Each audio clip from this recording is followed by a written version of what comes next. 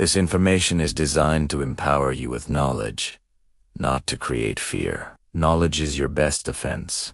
So let's walk through this together. Today, we're discussing a serious topic: how to stay safe during a nuclear event. While the likelihood is low, being prepared is always the best strategy. First, let's understand the immediate threats of a nuclear detonation. The primary dangers are the blast wave, the intense heat, and the subsequent radioactive fallout. The blast wave can destroy buildings miles away, and the heat can cause severe burns and start fires even farther out. But the most widespread and long-lasting danger is the fallout. This is a cloud of radioactive particles that can travel for hundreds of miles on the wind, contaminating everything it lands on. Your main goal is to protect yourself from this fallout. If you receive an alert about an imminent nuclear event, your first and most critical action is to get inside. Do not stay in your car. Do not look at the flash or fireball that can cause temporary or permanent blindness. You need to find the most robust shelter you can, as quickly as possible. The best locations are underground, like basements or subway stations. If you can't get underground, go to the center of a large, multi-story building. The more concrete, brick, and soil between you and the outside, the better.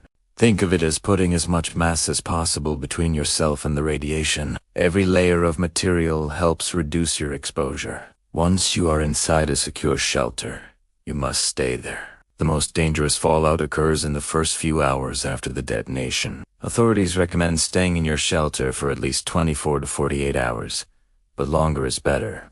During this time, the radiation levels outside will decrease significantly. While you're sheltering, you'll need an emergency kit. This should include bottled water at least 1 gallon per person per day and non-perishable food for at least 3 days.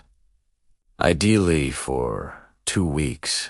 Also include a battery-powered or hand-crank radio to listen for official instructions, a flashlight with extra batteries, a first aid kit, and any essential medications. Wet wipes, garbage bags, and plastic ties can be used for personal sanitation. If you have a whistle, include it to signal for help.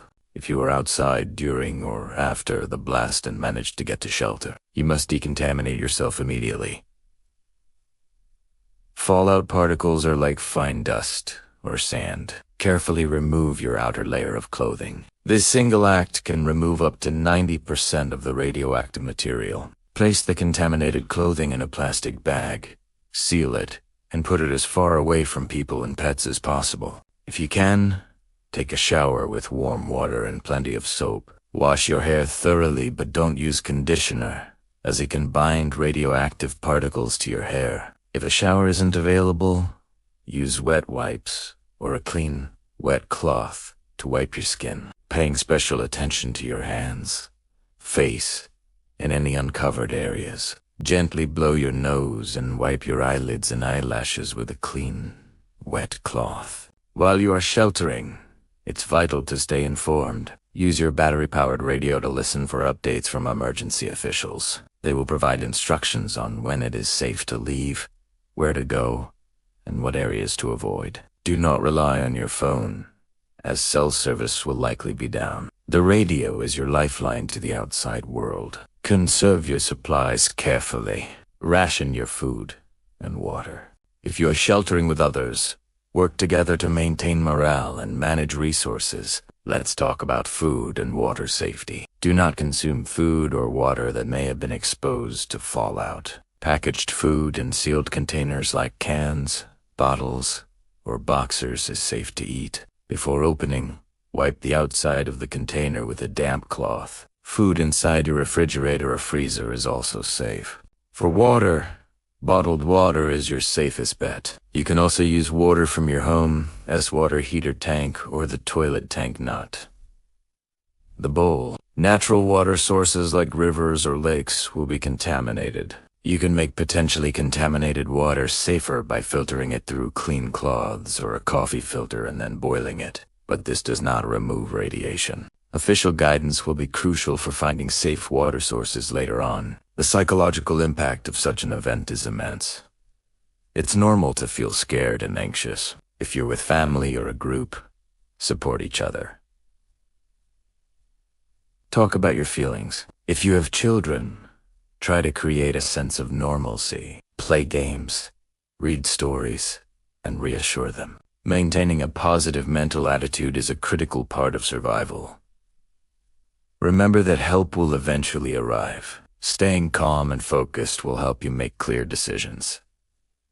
If you or someone you know is struggling, remember that resources are available to help manage stress and anxiety. Reaching out to a mental health professional in the aftermath can be incredibly beneficial. After you get the all clear from officials to leave your shelter, you must proceed with caution. The world outside will be different. Follow the routes that authorities recommend. Avoid designated radiation hotspots. Keep listening to your radio for instructions. The recovery process will be long and challenging, but communities will rebuild. By taking these preparatory steps, you give yourself the best possible chance to get through it safely. To summarize the key points, get inside, stay inside, and stay tuned. Get to the best possible shelter immediately. Stay there for at least 24 to 48 hours to avoid the most intense fallout, and use the radio to listen for official instructions. Prepare your emergency kit now, before you ever need it. Practice your plan with your family. Knowing what to do can make all the difference. Thank you for watching. We hope this information has been helpful and reassuring. Being prepared is about taking control in a situation that feels uncontrollable. Please share this video with your friends and family. Stay safe and take care.